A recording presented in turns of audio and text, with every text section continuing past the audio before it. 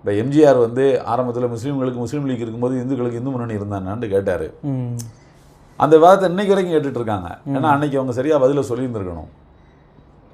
Foreign மணின்னு நம்ம மீனாட்சிபுரத்தில் எல்லாரும் இஸ்லாத்துக்கு வந்து ரஹமத் நகர் ஆரணுன்னே அது ஃபாரின் மணி இன்புட்டுன்னாரு. வெளிநாட்டு கரன்சிகள் வந்து ஆசைப்பட்டு தான் மக்கள் போயிட்டாங்கன்னு அதுக்கு எல்லோரும் பதில் சொல்லிட்டாங்க.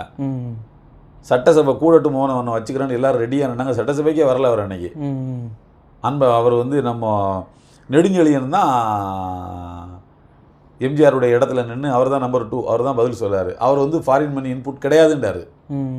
சிஎம் வந்து இருந்ததுன்னாரு. இவங்க போட்ட போடல ஃபாரின் மணி இன்புட்டே கிடையாது, தன்னெழுச்சியாக தான் மக்கள் வந்திருக்காங்க, அடக்குமுறைக்கு ஒத்துக்காமல் அடக்குமுறையை தாங்காமல் வந்திருக்காங்கன்னு சொல்லிட்டாரு.